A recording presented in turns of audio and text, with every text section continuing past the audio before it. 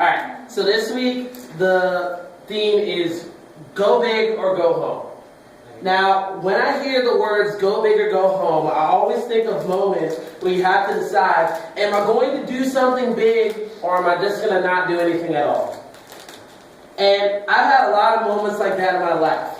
But one of the biggest times and one of the biggest things I remember was actually when I went to Alaska. Alright, so when I went to Alaska, we did a lot of awesome things. But one of the awesome things that we did was we went ziplining. And it was pretty legit. Alright? But, you know, as we sit there and we're walking up the thing, this tower is like the rickiest tower that I've ever seen in my life. Yeah, whatever, words. There's like the ricketiest tower that I've ever seen in my life. And I was actually getting a little bit scared. You know, I was trying to hype myself up before that, but I'm like, this thing is shaking. Like, we're just walking up the stairs and this thing is shaking. I'm like, man, I feel like they didn't say something about the weight requirement, and I feel like I was the one that set it over. My fat tail gonna let them all die. I was getting scared. I was really thinking this. Like, I was thinking all through this whole thing, because I was the biggest one that was going up there. So I was like, what was going up there? Anyway. But that was what was going on, and then, so I finally get to the top, and it's still rocking, and then she feels like she has to tell us, by the way, it's kind of windy, so don't let that affect you. I mean, if it gets too windy, we're not able to put you down the zip line. I'm like, thanks for telling me that. So you guys are going to figure out halfway through that it's too windy, and I'm already going to be too late, and I'm going to be dead. You know, that's what I'm thinking. Like, it's like the Drake and Josh episode. Do you ever remember that Drake and Josh episode where they like had the skydive? And you know, they're just like, only 50% of the people make it to the ground. What happens to the other people? That's what I was thinking at that moment. Like, I was freaking out. Like, everything in my head was irrational. Because, like, you look over and it's like over a cliff. There's like one side there's a cliff and then one side is a gravel road. So I'm like, either way I'm going to die if I hit the ground. So I was getting really scared, but once I had finally gotten up to that point, once I had finally done that, you know, it was awesome. It was an awesome ride. But I had to decide when I was at that edge to either take the jump and do something crazy, do something that's out there, and have the ride of my life, or to just stay back and then regret it for the rest of my life that I never took that chance. You know, I guess it's kind of scary to take the first leap, but I knew if I didn't, I would regret it. I had to make the choice to either conquer my fears and have the most exciting ride of my life, or to stay in my comfort zone. And the truth is, the sidekicks always end up with this choice. They have to decide whether they're going to keep following this hero or whether they're going to go back to live their regular lives. The 12 disciples ended up having this same exact choice in their life. Because we've been following the 12 disciples and we've been saying that these are the main sidekicks. They've been following our hero, Jesus, and they were willing to do whatever Jesus had called them to do. They were willing to serve humanity. And so this is what happens here. We see that they're at a turning point. Jesus is talking to them, and it says in Matthew 16:21, it says, from that time on, Jesus began to explain to his disciples that he must go to Jerusalem and suffer many things at the hands of the elders, the chief priests and the teachers of the law, and he must be killed on the third day, be raised to life. Peter took him aside and began to rebuke him. Never, Lord, he said. This shall never happen to you. Jesus turned and said to Peter, get behind me, Satan. You are a stumbling block to me. You do not have in mind the concerns of God, but merely human concerns. Then Jesus said to his disciples, whoever wants to be my disciple must deny themselves, take up their cross, and follow me. For whoever wants to save their life will lose it. Whoever loses their life for me will find it. What good will it be for someone to gain the whole world yet forfeit their soul? Or what can anyone give in exchange for their soul? For the Son of Man is going to come in his Father's glory with his angels, and then he will reward each person according to what they have done. Truly I tell you, some who are standing here will not taste death before they see the Son of Man coming in his kingdom. In this moment of time, they're given an ultimatum. It's kind of like, hey, you either choose to keep following me, or you don't choose to keep following me. But he also kind of laid out the danger of it. He said, if you want to follow me, you're going to have to pick up your cross, deny yourself, and follow me. Now, of course, they didn't understand that Jesus was going to be doing this literally and very soon. They didn't understand that Jesus was going to be completely showing that aspect of life in just a very real way. They just, thought it was a metaphor. But see, it's more than that. In John, Jesus did something very weird. He's like sitting there and they're at the Last Supper. Alright? He looks at everyone in the room and he's trying to let them know basically that he was trying to give them the best lesson that he possibly could. And the best lesson was yet to come. He sat there as they were all eating and as they were all sitting down, and then all of a sudden it just says that he took off like his outer clothes. And then he got a towel ready and just tied it around his belt. As he was doing that, he just got on the floor and he was about to wash their feet. And then Peter, he's like, no, you will not wash my feet. Basically, yeah, I'm paraphrasing. I'm putting in the Baba International version, okay? The BIV. Anyway, the BIV. Anyway, so he was like, nah, you ain't gonna wash my feet. And then Jesus was like, the only way that you can follow me is if I wash your feet. And so Peter's like, well, if you're gonna wash my feet, then wash my body, wash everything, And he was like, but you've already taken a bath. You're good. You're clean. I'm not washing your... But he was basically showing him that he's not washing his feet as like a thing that he needs to be clean. He's washing his feet because it's going to mean something. And he actually tells him specifically, he says, you don't understand this now, but you will understand this someday. And the day that you understand this, it's going to mean something. And so he tells him that, but here's the weird thing about this. Some people have talked about this before, but he washed every one of his disciples' feet. He washed Judas's feet. And so specifically in this story that he knew Judas was going to betray him. Yet he still decided to serve him. Oh wait, yeah, maybe you guys don't understand. Washing someone's feet was completely unheard of for someone at Jesus' level. The people that washed people's feet were the worst of servants. They were the lowest of servants that washed people's feet. That's just like if you invited the governor over and he comes to your house, he has all the secret agents and everything. He comes to your house and he's just washing all of your dishes. You'd be like, what? You are supposed to be better than that.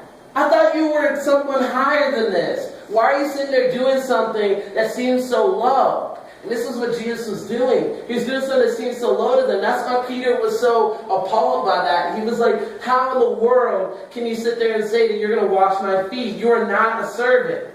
And Jesus was trying to show him that he is. And he has called everyone to be servants. Because at the end he says, if you want to follow me, you are going to have to serve people in that same way. He said, you're going to have to wash other people's feet. And he said, you're going to have to wash each other's feet. Now, why do I put these two stories together? Because you got to understand that when Jesus was saying to deny yourself, pick up your cross, and follow him, it means that you're going to have to serve people for the rest of your life. But it doesn't only mean that you're going to have to serve people. It means that you're going to have to be taken out of your comfort zone to serve people. And you guys are like, why the heck would I really want to serve him? Why the heck should I do all of these things that are very weird? Why should I do all of these things that are out of my comfort zone? But it's very simple, alright? And so, okay, I will warn you guys ahead of time. I'm going to tell you a story. My sisters have not heard this story before. And it's a funny story. It's a funny story. But they've not heard the story before, and yeah. So, okay, so there was this girl involved, and when there's a girl involved, dude is always going to do something stupid. Alright, so it was a senior year of high school, okay? And I'm sitting there, and we had just come from a birthday party. And, you know, this girl, I don't even know how we got to this conversation, but he was like, I bet I could beat you. I bet I could beat you in a race. Oh, God. and so she's like, we're about to race cars, you know. I have a minivan. You know, she has an actual car. But I was like, no, I'm going to try this. I'm going to beat her. Okay, this is what's going to happen. All right? So I'm sitting there, I'm getting all hyped up. I'm like, ooh, let's go. Let's go. And so we're racing. And we're like I was probably going like 90 down Peters Creek at one moment in time. Yeah. You're figuring this out now. But I was about going 90 down Peters Creek at this time. And you know, there was that one moment where we stopped at one stoplight. She was like, you're crazy. You're going to get yourself killed. And I'm thinking in my mind, I'm like, probably true. But as long as I impress you, yeah. And so I'm sitting there, and I'm going 90 down there. And where she had got me, I was kind of like right close to her. Then it was like when we were going, you know where like CVS and like the Hardee's is? Mm-hmm. Alright, so she decided to turn right there. I was like, oh, I can't wait at the stoplight. Let's go around CVS. That was what messed me up. So she ended up being ahead of me. And anyway, all that aside, we ended up losing. I ended up losing, But I ended up losing. But I got the number though. Still got the number. So it was kind of a mission success. You know, but then she stopped texting me the next day. But you know, at least I got the number, right? It was successful. That's what you think. I thought it was successful. I still got the number. Okay. Turn out to be successful. I thought so. Anyway, but so all of that aside, the reason why I say that is because we do these crazy things to impress people that we just kind of like and we're just kind of attracted to. But sometimes God is calling us to do crazy things. And we should just do it because we love Him. And if we really want to show Him the love that we want to show to people that aren't even that important.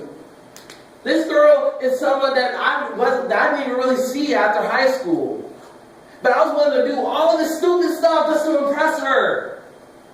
But then when it comes to God and He just sitting there telling me to do something weird and out of my comfort zone, I get scared and I start to turn back. I'm like, really, God? But like, if you want me to do that, you gotta give me a sign. I gotta see that leaf fall right on top of that car, and it's gotta speak to me. Like, you know, I sit there, I'm like, because if you really want me to do it, it's gotta be something obvious. It's gotta be some sign. You know? But sometimes the only sign that God wants to give you is Him putting a passion inside of your heart and saying, you need to do that.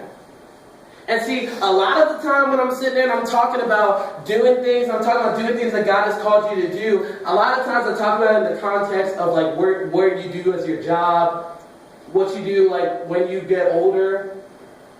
But it's a lot more complex than that. There are little moments in life where God has called you to do some very big things. They might seem very little to you, but they're going to mean the world to someone else. And so someone needs you to be obedient and step out in faith. The next story I'm about to tell you is a little... I've never told this story before, but this is half of how I got my calling in the ministry. I got my calling in the ministry when I was at my mission trip to Alaska.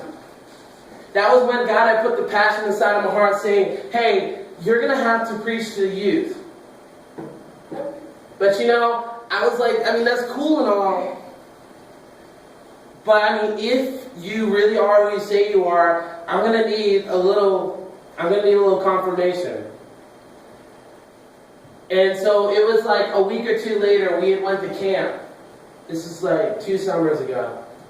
And we had went to camp. And honestly, at this moment, it was like maybe like it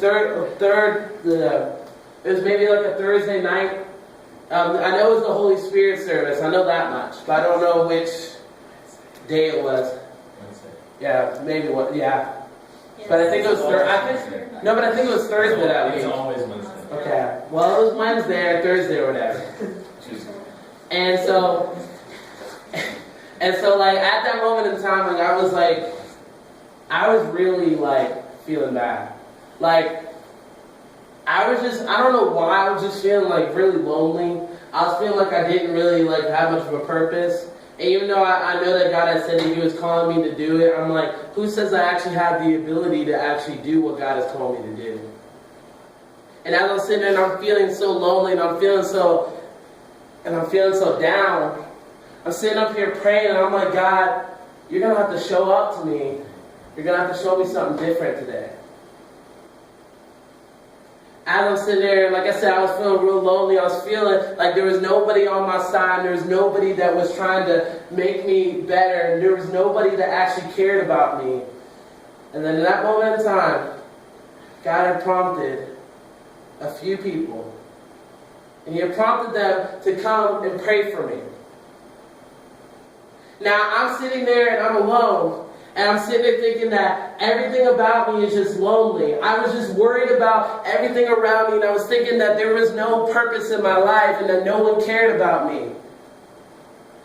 Then there was just one person that had to respond to the call. God said, I want you to pray over him. I bet it felt weird to them. Why do you want me to pray over him? Why him specifically?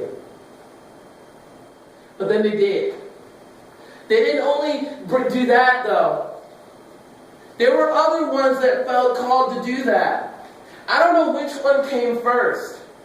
All I know is that I was praying and then I felt a set of hands on me. And then as I'm sitting there praying, I'm feeling more hands just praying for me. And just I'm hearing more voices and different people praying for me. In this moment that I'm feeling lonely, in this moment that I'm feeling like nobody cares, there was somebody prompted to say, hey, let's pray for this guy. And they would never know that. No, there's no way that they would ever know that this is something that was going to make a difference in somebody's life. They would have never known that that night had changed my life around forever. They would have never known that. But they decided they were either going to go big or go home. They were either going to do something big, because they didn't want to sit back and do nothing at all. So as all those people are praying for me, God is sitting there showing me and revealing to me, I've been with you this whole time. I will be with you until the end of the age. I will give you the power to do what you think is impossible. And I will do even more than that. I will give you a team of people that will be behind you and rally behind you and care for you. But you just need to trust in me and do what I've called you to do. So who are the heroes in this situation? You think that the people that prayed over me were the heroes. But no, it was God that was the hero. God was the one that told them what they needed to do. And because they were faithful sidekicks, they did exactly what they were supposed to do. They didn't say, oh, God, if that's really what you call me to do, give me a sign. They didn't say any of that. They didn't question God. They just did what they were called to do. And it changed the guy's life forever. Who's to say that I would still be preaching now if they didn't do that? Who's to say that I would even be where I am today if they didn't listen to the call? You guys don't understand how important this is. When God has called us to deny ourselves, pick up our cross and follow Him, we don't notice that there's a whole world out there that's broken. And there's a whole world out there that needs people like us to just respond to the call. God might say that He wants you to talk to one person. And you can feel like you made a difference in nobody's life. But you made a difference in that one person's life forever. You can never have your name in lights. You can never be on a stage. But if you can get one person to know our God, isn't that more important? If you can get one person to know that God cares for them, couldn't that change your life? We don't know what God is going to call us to do in the next time. We don't know what God is going to call us to do in a year from now. But we have people that are standing beside us, and we have people that are trying to get us into the place where we come out of our comfort zone. Guys, we sit here on Wednesday nights and we listen to Baba talk, and he's literally up here crying because he's so passionate about everything that God has put in his heart. And, I was sitting back there and, I got distracted now and again, and that kind of annoys me because when you think about it, we sit there and we can talk to our friends for hours on end and we don't get distracted, but when we have to sit down in church and we have to listen to somebody talk about God, it really hurts me that there's not a fire burning in our souls that just makes us want to be here all the time and to be talking about God and fellowshipping with other believers. And Baba shows such a great example about how we should just be on fire for God, and we should follow what God has put in our hearts. And so often we just fail to do that, and it really hurts me that even myself, I fail to do what God has called me to do. The past week has been really bad for me, honestly, and that's just because I haven't been praying. I haven't been with God in my time of trouble. I've been trying to rely on other things. I've been trying to cheer myself up or rely on the people around me, and it just doesn't work. You need God. You need that fire burning inside your heart. You need the passion that God gives you. And until you can truly accept that God is your superhero and that you're the sidekick and you can follow along with his plans and do what he's called you to do, you're not really going to be truly happy.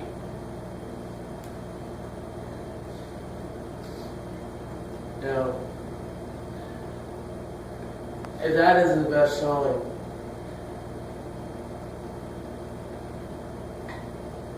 you never know when moments like these are going to happen.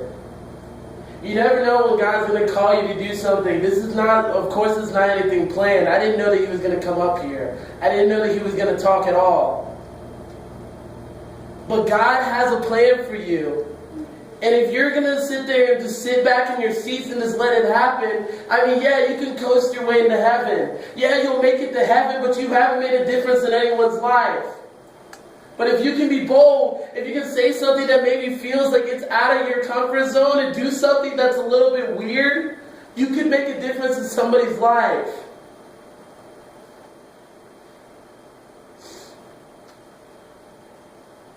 There are so many people I see in adult service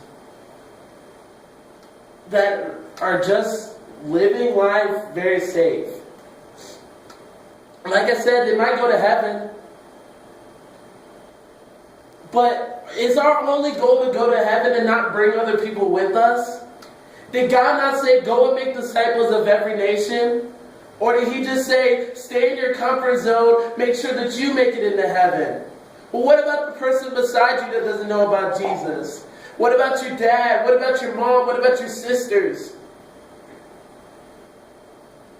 Do they know about God? Do you care about that? Because there's no greater love than this, that we laid down our life for our friends. That's what Jesus says. That's what the Word says. It says that there's no greater love than that. And Jesus wasn't in his comfort zone when he had to carry that cross miles and then die on that cross. He wasn't in his comfort zone. But he did it anyway. Because he knew that the plan of God was higher than anything else.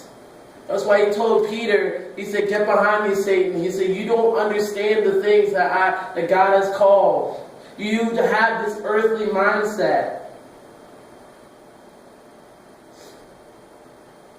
Let's be better than that. Let's be the actual people that actually understand that God has called us to do something great. And it's not just one thing. It's not just one job. Some of you want to be in ministry, and that's cool. But that shouldn't be your only goal in life. That shouldn't be the only way that you feel like you're being obedient to God. God has called you to be obedient in every aspect of your life. Whether that means that you need to say something, whether that means that you need to do something out of the box, whether that means that you need to talk to someone, to make friends with someone that's rude and mean to you. Jesus served someone that he knew was going to betray him. Jesus served someone that he knew was going to deny him. Jesus served many. While he was sitting there on the cross, while people were spitting and mocking at him, he still said, "Forgive them, God, for they know not what they've done." Are we willing to serve until the end? Our life is the greatest testimony. The life that we live, the people that we communicate with, those are the things that are going to change their lives. Those are the things that are going to make people know about God. Not a sermon that I preach. Not the amount of money that we raise for Speed the Light. But it's a heart that's truly after God. A heart that's truly trying to do whatever God has called them to do. Kyle, can you go where it says worship videos? Can you, I think it's the only song in there, No Longer Slaves.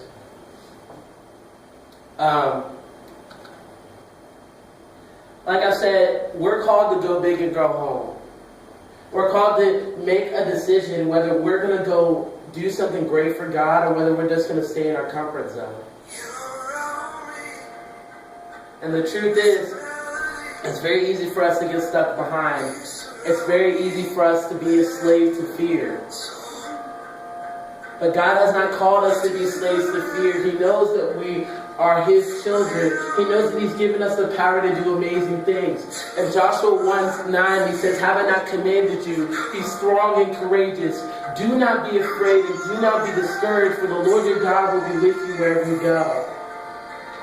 In times where you feel scared, in times where you feel like God is not with you, He will prove to you that He is there. He will prove to you that He's going to do something amazing in your life.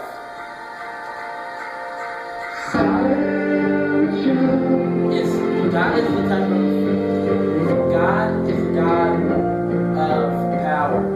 He's a God that cares for you. He's a God that sees and knows your needs. But we need to decide whether we actually want to do whatever we can for Him or whether we just want to live safe. Go big or go home.